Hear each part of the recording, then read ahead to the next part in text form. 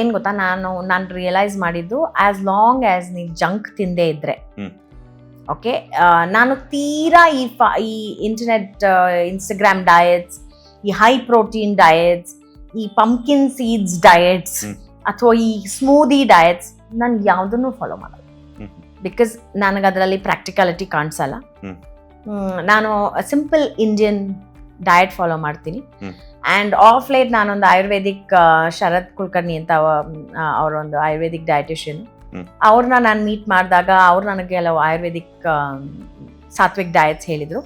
So as much as possible ನಾನು Indian Ayurvedic ಡಯಟ್ನ ನಾನು ಫಾಲೋ ಮಾಡ್ತೀನಿ.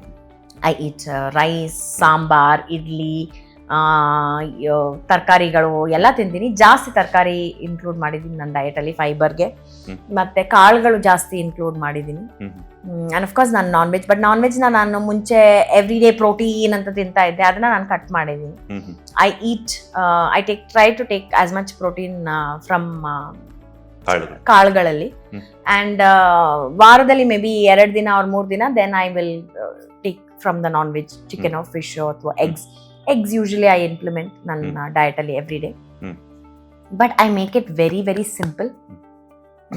ಯಾವುದು ಕಾಂಪ್ಲಿಕೇಟ್ ಮಾಡಲ್ಲ. ನನ್ನ ಘೀನ, ನನ್ನ ಆಯಿಲ್ ಅದನ್ನೆಲ್ಲ ನಾನು ತೊಗೊತೀನಿ.